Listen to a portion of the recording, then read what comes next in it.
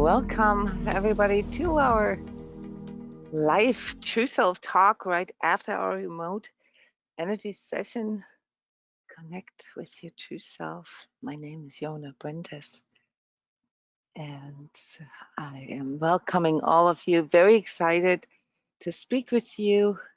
This is the live sharing here after our energy session, our remote energy session, where it's all about your personal and inner experience. I don't really have time to do an entire slideshow during the session, but I'm always sort of pulling out a few pictures that kind of help to show what we have seen, experienced, read throughout the session. So this is a medium-sized group. We've protocoled your personal energies as well. And I just want to get started with a brief overview here, what we have picked up from all of you as a group. And you are more than welcome to inquire about your own energies. And co-facilitators, Cheryl, Denise, Annette, Amanda, please chime in at any time.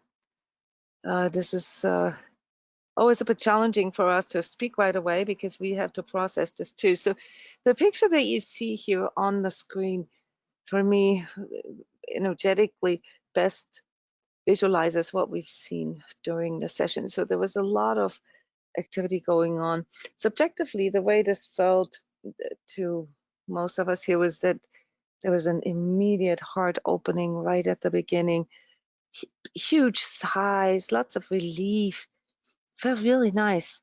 But then something immediately come in that blocked this feeling. So there was tears there was like real beautiful beginning in the things that opened up for us in the first 5 minutes, and then everything contracted. The heart chakra, the fourth chakra, became blocked, and then things started to happen throughout the body. You may have felt lots of different things in your body throughout the session. This is actually quite physical, I want to add. In the hip area, in the buttocks area, the legs, the lower body didn't even feel like present. Shoulders felt kind of numb, back felt tight, and the second chakra, the belly area, felt a little vulnerable at first, and then the kidney started to hurt, and then something that we experience quite frequently, sort of the energy baby was growing in us. I don't know if you all know what I mean with this. This is like when your emotional processing kind of shows that there's stuff stored. So obviously there's emotions, unprocessed stuff that sort of needs to come out somehow. And if this doesn't get fully expressed, then we tend to form an energy baby. So we tend to carry our weight in the front as well. It's a bit combination of really just unprocessed stuff and sort of a protection, a shielding as well. Now, throughout the session, we also felt a lot on the back side of our bodies, and this often means that our energies are too far leaning forward, too far leaning into the future. And this is then really sort of part of the main theme here on the deeper energetic level, because there was something like a seeking there in regards to the future. So it seems like that this global situation that we are having here does something to our energy. And as energetically sensitives, obviously, we already know that, but we don't quite yet fully discern what's ours, what is coming in through the collective, and what needs to be done. So one of the main things that I took from this session was really the need to remember to connect within and to listen to our inner guidance instead of waiting or seeking. There's a lot of resistance in us right now in regards to this 3D reality. There was a straight out refusal of accepting the physical 3D experience in a lot of you people. So that's something that we now here in this time, the end of July, that we need to really work with. We need to face this. We have to look at what reality is. This is extremely important. The virus thing is not going to go away. Yes, if you live in a few countries where you just got out of the first wave and you're like sort of things are slowly going back to normal, then you can already see the numbers elsewhere. Yes, here too, things are escalating again. Sorry guys for this disturbance. And we have to learn how to deal with this, okay? We have to learn how to deal with the economic repercussions. We have to deal with, just literally all these changes in values and lifestyle, in social values and money making and so forth. And it is understandable that many of us have a problem with not being able to see a future right now. But there is a bit of a danger here, guys. It's very important that you understand this, because, and this was kind of cute how this was shown in this session, life will go on, okay? And for us here as conscious beings with this 3D experience, it's really important that we don't opt out right now. I've mentioned this a few times. If you're a Patreon subscriber, you get those energy tips every week. If not, you can go to the YouTube channel. There's the forecast, or better understanding this month's energy, as well as the truth talks. And I really pick up on those collective processes there, where I keep pointing out, we have to really face our fears. The part in us that does not want to face this is our ego, guys. And why? Because it doesn't have a clue. It doesn't know what to do. There's no strategy, really. There's nothing, that we can hold on to. The only thing we know for sure is how it was before. And even if we had a hard time before, there's a part in us right now, and this is the survival, part in us that just wants things to go back to the old, even though it was often not even what we wanted. And through this sort of forced reality check that is coming in through collective energies right now, we have to understand now what the meaning of inner connection and inner experience really is. What can we learn from connecting with? And obviously, it's about calming ourselves down and not being too overwhelmed, not being too overrun by anxiety and depression. Those are always the benefits of mindfulness or meditation or transmission work, where you really go into your inner experience. There's more there, though, guys. There's hands-on inner guidance. There's a hands-on compass in there that tells you exactly what you need, maybe what you are neglecting right now, or what it is that can make you move forward, that can help you, right? And this is the part here that was blocked today. Granted, distracted and sort of in a conflict with what is going on. The resistance here, there's not really wanting to see things the way they are. That's part of our ego perception, because our ego perception thinks that it has to be in a certain way, or certain expectations come with it, or even our pessimism is part of our ego perception, guys. In fact, it is all ego perception. Negativity. Anyone who is in the now, who is really standing in their own authority and seeing their own self-selection, their own, sort of self-responsibility in choosing whom they want to act as, whom they want to become, can see the opportunity, can see that exploring new things, trying new things, not doing the same as the old is actually what creates optimism, what brings in hope, what brings in the courage to deal with what is. So it's not enough to just see truth, to wake up to truth. I know you guys are all awakened, okay? It's about choosing to get up and choose what you want to do and who you want to be. And this is a 3D thing. Guys, we can't on one hand resist our 3D experience and then on the other sort of fantasize some kind of ascension dream. Okay, this doesn't work. This is not how this is designed here, our 3D experience. Okay, our 3D experience is there for us as these soul beings to bring this, to translate this here into the 3D and literally infuse everything that we do, that we say, that we feel, that we create with this divine love that is in us. We are emissaries here. We are representatives of this divine creation energy, guys, just to remind you on this. And yes, of course, there are times where this is easier. And if we could all sit on a mountaintop and somebody else would cook and clean and pay the bills, then we would all be enlightened, right? But that's not the 3D reality for the majority of us. So what is it really that we are up against here when you divide this through into these different experience levels, these different layers of experiences? Obviously, the physical here is the densest layer of our experience.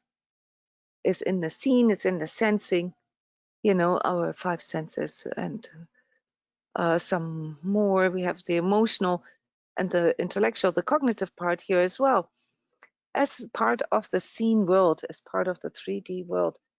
And those are the things that if we, for example, don't think that we have a soul self and don't regularly experience this as our inner experience, well, then we can feel too bound to 3D. Okay, this is then when our mind can overrun us, when our emotions can overwhelm us, and when we basically end up in all kinds of psychosomatics, Mr. Diseases and problems with our body. Okay, because we're not really processing our experience fully. We're too much focused on the material itself and have no conception and no context for why we're even here. So this is one part of this inner conflict. And the other part, and this is a typical New Age problem, is that we just cut ourselves off from our emotions and from our physical. It's lower anyway, right? And we just focus on the spiritual, just focus on the etheric and the energetic, do astral traveling and take lots of drugs and, try to connect with God this way, which is also imbalance and not in harmony and resists the other part, the 3D part of it. So either way, whether it's the seen or the unseen aspects of our life, guys, if we resist one of them, and in this session it felt particularly resisting here, these the 3D part, the denser part, so the hourglass kind of showed exactly how it's contracted right here, cut off. Okay, and the lower part needs to be paid attention to. But at the same time, also the energetic part, where we actually really work with our energetic sensitivity and use this, for hands-on guidance. And for that one, we have to learn how to listen to it. We can't just sit there and wait for the visions or the guidance to come in. That's not how this works. We have to self-select. We have to choose, all right, that we want to do this. And if we just sit there and wait, then we're not seeing a future. This is part of our ego perception. This is what makes it hard. And you can tell then you get into anxiety, you get into depression, and then you give up on your physical, and then you're not really immersed, you're not really permeated by this divine creation energy anymore. So that's then when you become very negative. So this is really the danger here of this time. We have to process this and this is very comparable with these stages of grieving. I'm sure you've all heard about this, these 6 stages of grieving from Kubler-Ross: denial, anger, bargaining, depression, exploring, and accepting. And this particular session was all about accepting. It was all about really integrating things into the 3D, to merge these 2 things, to go into harmony with it, and to see new hope and to have a vision. All right. So this is my roundup here, how I perceived the themes, the deeper energetic themes. And everybody else, please chime in. What would you like to share with us? Where do you see yourself? What, you know, do you struggle with? And then I'm going to close with some suggestions that I have for you on how to work on this. Who wants to share?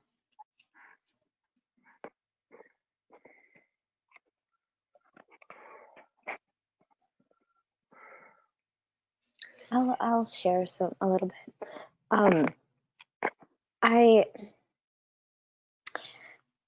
The big theme that kind of came in is, the field went wide and then contracted and then off to the side and forward and around. And there was a tendency to want to check out, because going in meant that there was all of this, the actual experience of the collective, chaos and stuff that's going on. And one thing that came into me, which sounds kind of like a non-brainer, is that, the truth is what carries you through the change, right? That sounds really simple, but when you really go deeper into that and knowing, okay, this is what all of this has been about, this truth training, right? So you can kind of count on that as the center. You remember everything, and that center kind of keeps you there. And I have to work at this. I have to really work at this. I practice this in all different ways, even physically, to kind of practice this idea of holding that center, even when you can feel your body or your emotions or your energy, being pulled back and forth. And I like to compare this to like a gyroscope, if you know what that is. Can you explain that real quick for everybody? So when, a gyroscope, it's kind of like, it's an actual device. It's like a tangible thing. And it has all of these outer layers that spin and move and wobble. They go up, down, around, side to side. They wobble back and forth, right? But in the center is a sphere. And that sphere is constantly adjusting in little micro motions to accommodate the several layers around it that are moving and spinning, right? So it's always cool analogy. Yeah. So this is the way I talk about it when I talk about it, even physically or energetically, that, to kind of remember that visual kind of helps, whatever that works. So for me in this one, that visual, that center was the truth. Right. And that's a little blocked right now. This is like this part here where we want to connect, we really long to connect. This came in many different ways, okay? This reflects differently for each of you, but for most of us, it really goes into this contraction, so it's almost like a withholding. We want to connect, but we don't. And so this gyroscope that you just described, this inner function of adaptation and harmonizing isn't working. It can't work because we're blocking it, and we have to identify what it is that blocks that. Amanda, what was your impression during the session? What the main sort of resonance or the main emotion was that blocks this at the moment for people? For me, it felt like, because it's easier to ride that drama wave up and down. Okay, even if it makes you dizzy, or even if it makes you, and this is the way I see it, especially when you go from mental to emotional and you just start boinging up and down, like it totally misses the center because it's going so fast, you know, one way or the other. And, you know, I actually felt this going up and down. So it takes work to kind of bring that, you know, down, to stop the boinging. So it's like it's almost like we go with the drama because it's a Yes. welcome distraction, Mm-hmm. you know, and but it goes so far that we then forget, Yeah. okay, where our center, where our power, our strength really lies, and then we no longer feel courage or competence or agency, as psychologists call this, you know, to actually do something about it. Okay, so self-selection is all about overcoming the fear and say, okay, it sucks, right? So, but I'm going to survive this. So let's make the best out of it. What can I do? Oh, I need to explore new options. Oh, there's new things. I never looked at it this way. I never experienced it this way before. Oh, there are some cool new opportunities. Oh, you know, this is like something that I never knew I could really deal with or handle with. I'm experiencing myself now, sort of in my own competence, right? And I don't even realize how, with no longer resisting, I am actually beginning to activate my own creation energies. Stuff is starting to come out of me. And you know how often I've talked about bifurcation, right? How this reality split really begins to split our collective. That's what this is referring to. You know, the 99.9%, or I'm just pulling this out of thin air, 95% that just see themselves as victim and go with the drama of it and listen to the news all day and go back and forth, and what do we have to wear a face mask or not, or what, listen, you know, to outside advice, and completely forget to go within and ask for inner guidance. What is the right thing to do here? What is true to me and what isn't? And what are my needs? What do I really need? What happens to, you know, this inner guidance and all these signals that come with it, like the emotions and the thoughts and all that we shove away? They got to go somewhere, guys. And they will end up in the densest layer. They'll end up in the physical. And you see there's a color coding here between those two, right? I did this on purpose. There's obviously a color coding in regards to the chakras involved in these layers, the main chakras that regulate this.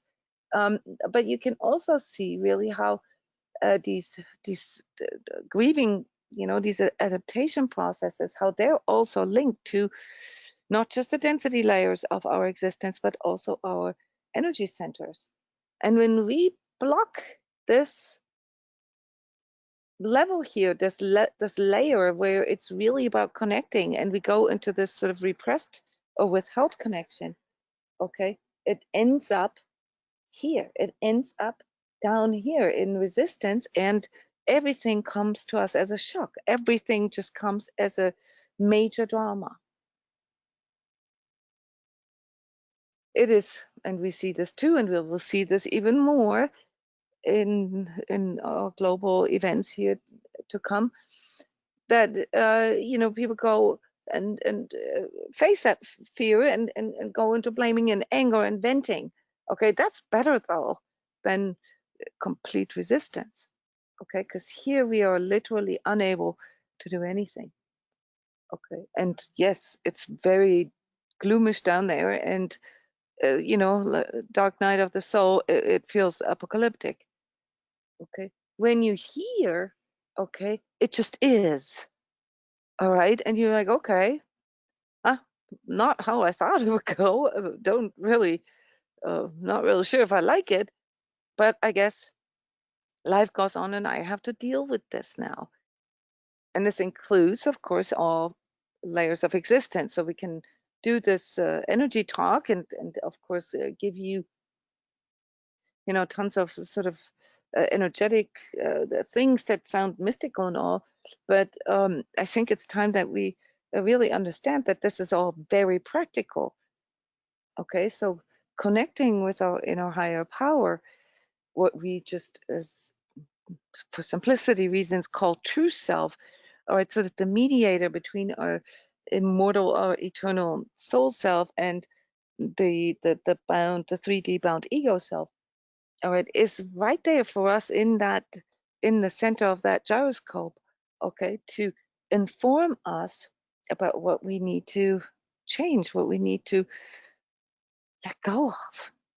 So for most of you, it's about letting go, not letting go of your life, letting go of your expectations, your false perceptions, your identifications, your idealizations, all the stuff that we call ego perception or false perceptions sometimes, because they have sort of a mindset or a certain belief underneath them, and that is based on a certain assumption.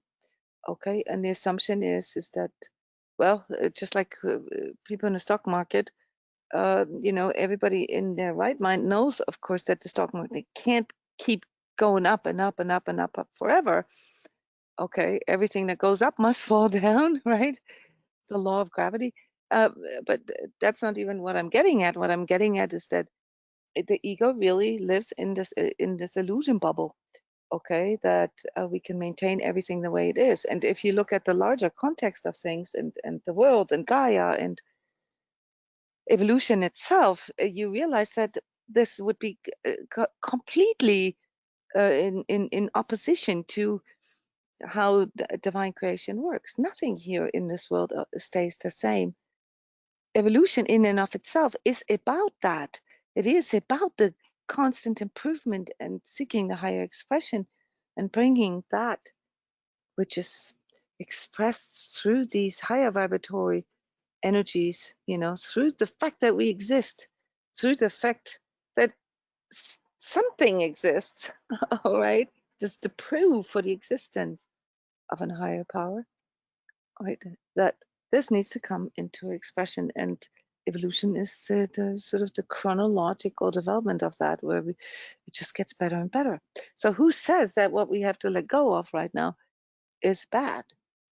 Let me ask you here real quick.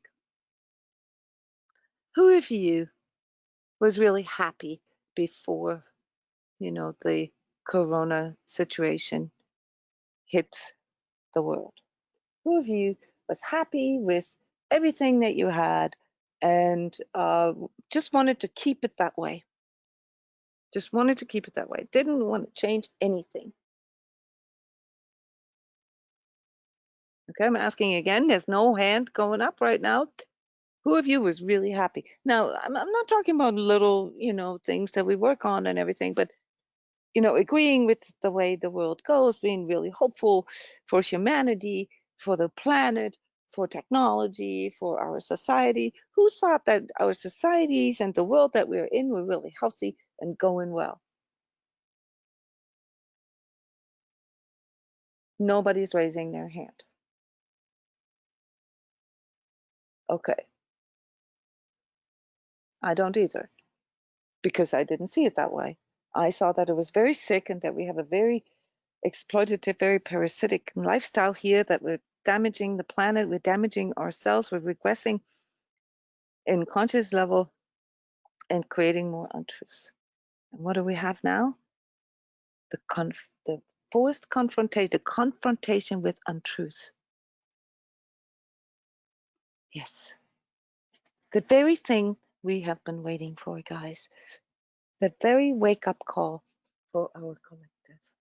Okay, is there going to be a transition in this transformation process? Of course. This is going to take forever? Of course not.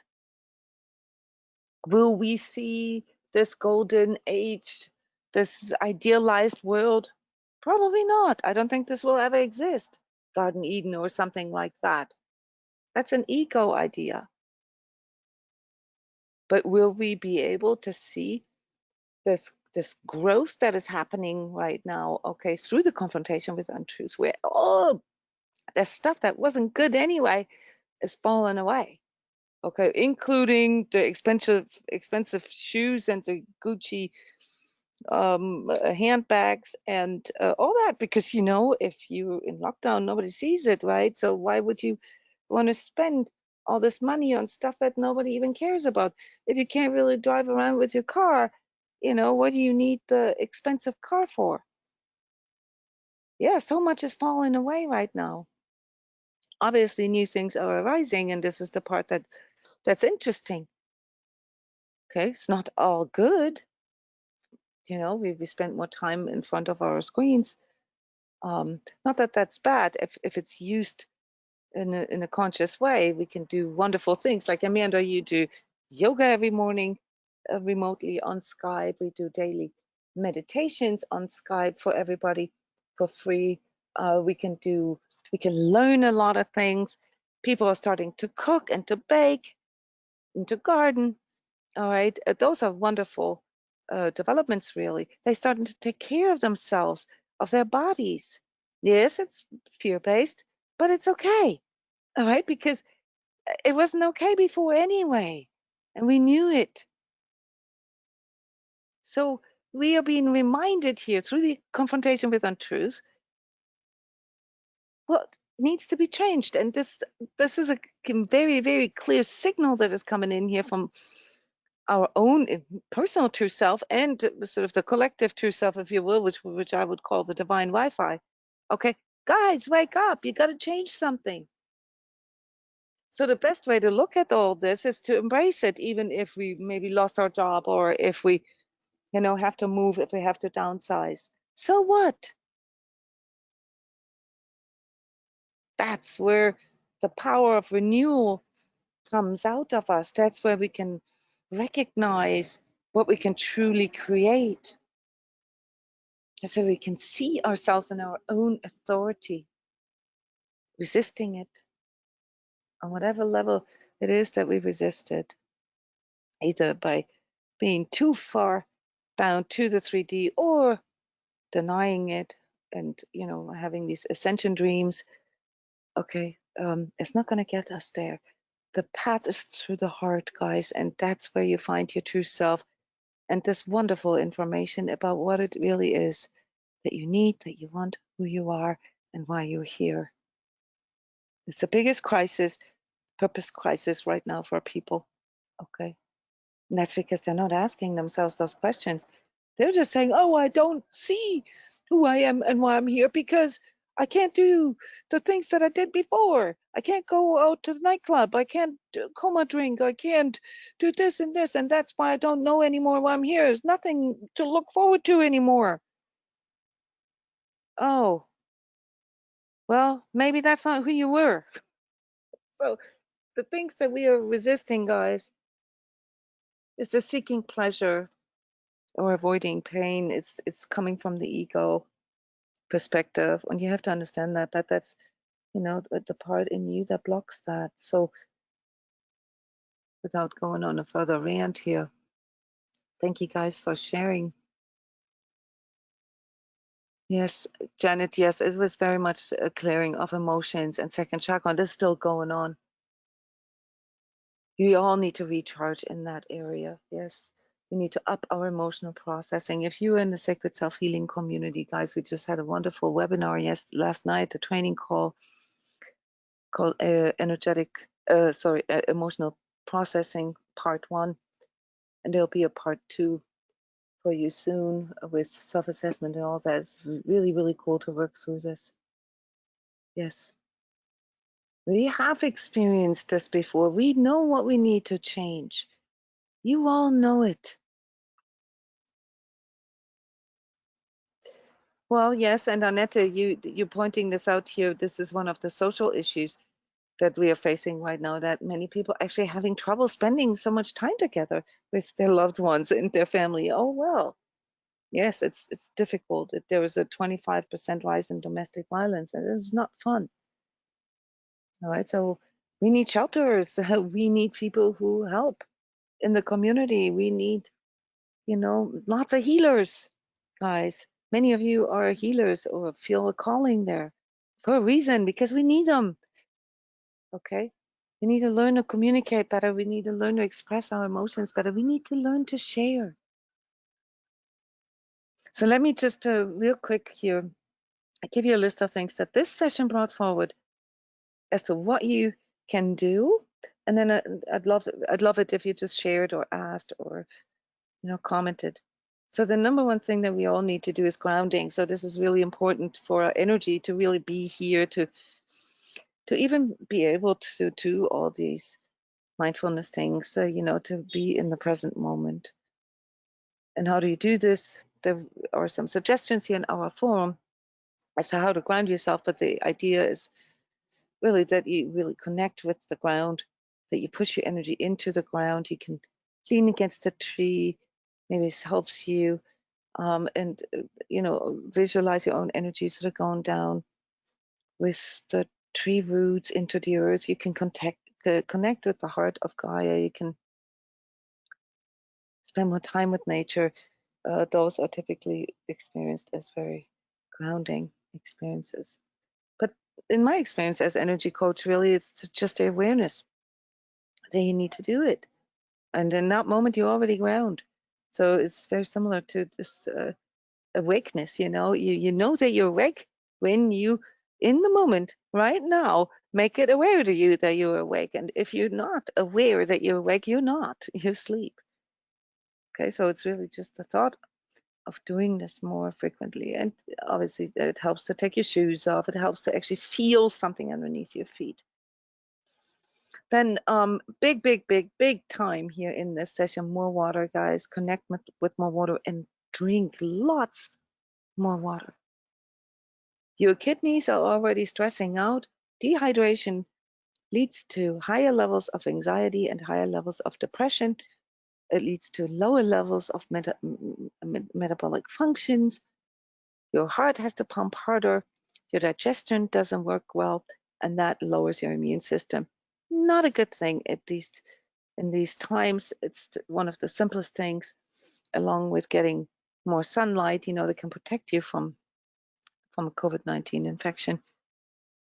Then, and this is very particular here for energetically sensitives, to really heed your needs, to really listen to your inner signals. If you get an inner no, then just don't do it.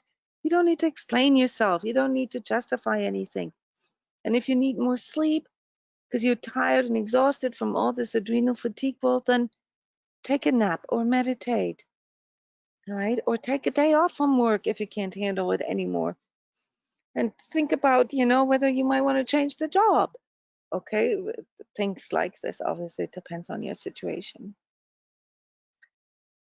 Probably the most effective thing to change your energy is to install something like a ritual every day. Okay, so obviously everybody talks about this, and this is new, but this came forward here in the session. To really, first and foremost, I would say, learn to focus on what works and what you're good at and what is really there. And I think I would get stressed if the sun would disappear, but for as long as I can see a sunrise and a sunset, very beautiful here in Florida, it always helps me to tune into appreciation and gratitude for just being here. And then you can go a step farther and really recount all these things that you're grateful for and that you truly appreciate in your life. Things that you appreciate about your partner, your job, just your own being, your body. Okay, that is a very important connection ritual, and you can combine this, of course, with what so many success coaches suggest: a morning ritual. Like sort of setting your task list and everything. I'm not a big fan of setting a task list. Because most of you have performance issues already, and that just increases your critical inner voice.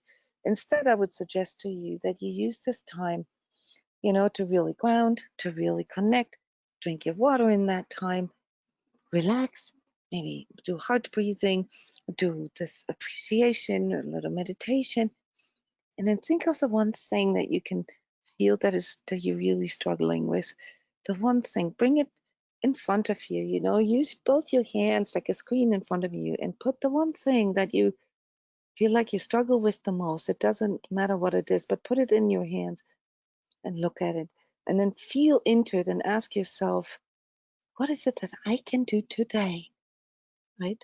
To face this a little better, or to do something about this, or to contribute to a solution, or to shift my energy today.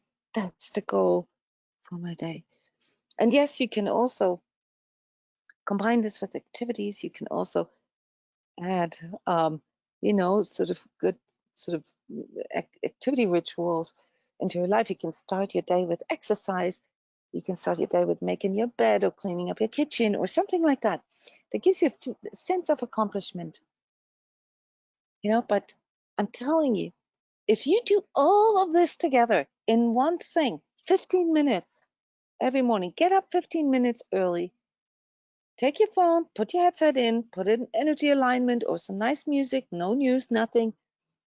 Go outside, walk in nature for 15 minutes, ground yourself, take your water bottle with yourself, focus on your breathing, focus on what you appreciate, allow the one thing that you struggle with to come forward, and make a plan for one thing today. 15 minutes, guys. 15 minutes. Now, if you want to be really good about it, you can do yoga then online. You can do this in the woods, or you can come to our daily free meditations on Skype, or something that I will offer here starting very soon. I just have to get maybe other facilitators together, a daily alignment. Denise Parada is already offering something like this, and I do this normally only for the people who are part of my Soul Self Journey program. That's a VIP program, the personalized energy training, where I do an alignment with them. And this is a mixture of a transmission and a meditation every day at the same time. And I'm planning on doing this at midnight Eastern US time. So for some of you, it will be morning. For some of you, it will be evening. So this doesn't really matter. This ritual can be done twice a day. I think that's actually even the best way to do this, where you use the second one before you go to sleep to recapitulate. But this is how you can connect with yourself, how you can deepen this connection, how you can facilitate actually hearing your inner guidance, feeling your inner power, and having a true inner experience. So those are my tips for you guys. Any more tips or any comments? I'm reading some of your comments. At the physical 3D level. I have a question for you. Oh yeah. It's just a small question. When you're speaking, you're using the term "in this time." What are you referring to? You mean in this time of the COVID thing? Consolidating into that, or just in this time right now when we're existing? Is there a beginning and end to it, like for the summer? Yeah, in this time, like today, okay, July 18th, here currently 6:54. Okay, this time that you're paying attention to. Okay, I talk about months, I talk about years, I do forecast predictions all the time and give time frames for specific things. Okay, but what I am talking about is evolution, is growth, is maturity, self-selection, self-responsibility in this time where we are forced to accept reality even more so. So I'm not specifically just referring to the COVID situation. I'm referring to this time right now that you are listening to this, that you are hearing my voice right now. Okay? And all times, because all places are here and all times are now, Janet. Nothing is different tomorrow. You're still going to be the same person. Did this answer your question? I mean, did this, it's not about, this isn't about a prediction, guys. I'm just, really referring to what is going on.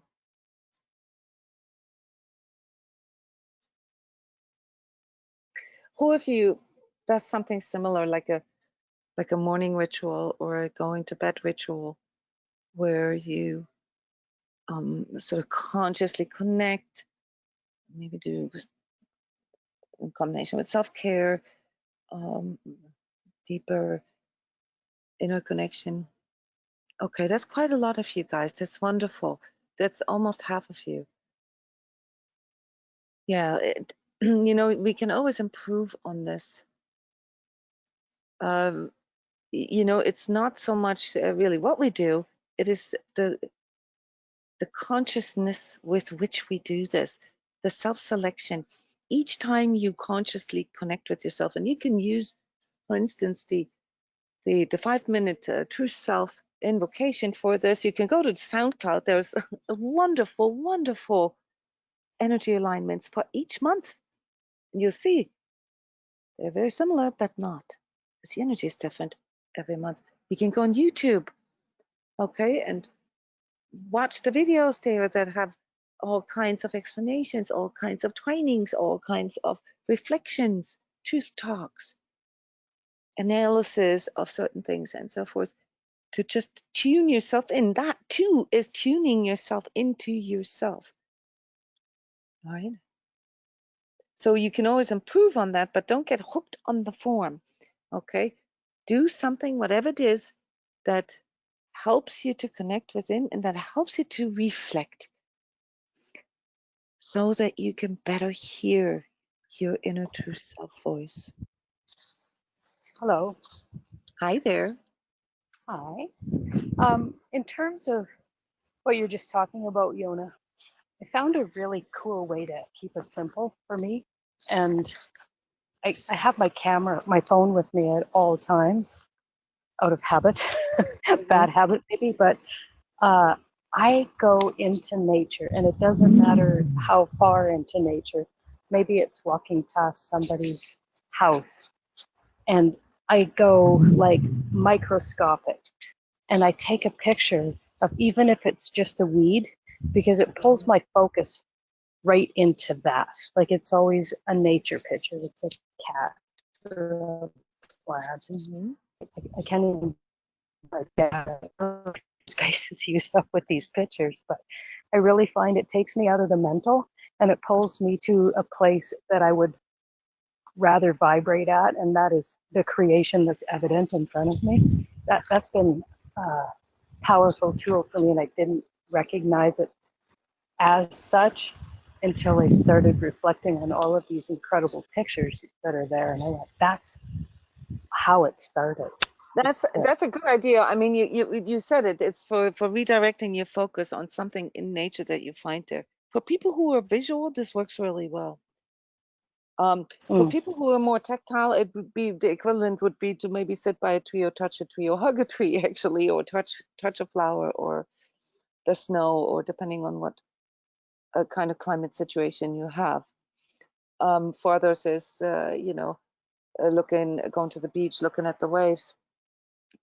So some of us need more of a tactile reminder, and for some of us it's really just about recognizing that these 15 minutes that we carve out, and I would recommend not to carve them out, but to actually assign them, to allocate them, you know, that these are extremely important recharge time. So whatever it is that bothers us, okay, that we carry in our mind, and not everybody just carries the mind around. Some of us also carry a lot of emotions around and we can't get out of them, okay? Then the tactile experience, or just the simply getting up and doing one action, okay, will already help to shift our energy. It's a very good suggestion, Cheryl. Thank you. Yeah. What I've noticed for me recently and what came in the session was really like creating a space, like a space where I feel comfortable, I feel safe in order to kind of do those routines, like whether it's my bedroom or living room, or just something of like creating something different or new that makes it feel more like me, or maybe has more less clutter. came forward. A lot of less clutter and I don't know, space making, if that makes sense. So the same in a space sense, instead of time, you're allocating a certain space to that connection. Yeah. Energy. Yeah. Nice. Yeah. That's a very good suggestion. You know, it's really important that we have space that we can allocate for this sort of a sacred space, a precious space, and that we learn to inhabit. This has a lot to do with our physical integration here. Okay, when you don't inhabit your physical space, and this includes your living situation, we've talked about this on other occasion, then your energy becomes very permeable, very susceptible to intruders. It becomes very susceptible to outer energies. Okay, so inhabiting ourself, which is basically what's behind this connection with your true self, is what protects your energy and also what makes you less susceptible for this unwanted absorption that many of you have and etheric attacks. Very cool. Thank you, Becky. Does anybody want to share anything or have a question? All right, then let's close here. If you guys want to comment or inquire about your energies, you can do so in the energy forum that comes with every session. And there will be multiple people that make comments. And if you formulate a question for us, then we can respond to this. So with the recording here, you received the forum thread, how to get there, and how to post and comment. Thank you so much, guys. Thank you for sharing. Thank you for contributing. Thank you for trusting. And I hope that you all had a good inner experience, okay, an Nspirience here during the session and following. And I hope you come next month. Check out the calendar for August. That's probably coming out next week. Yeah. Thank Wonderful. you. Thank you all co-facilitators, yes, for holding the field for everyone and for creating this healing space. Bye-bye.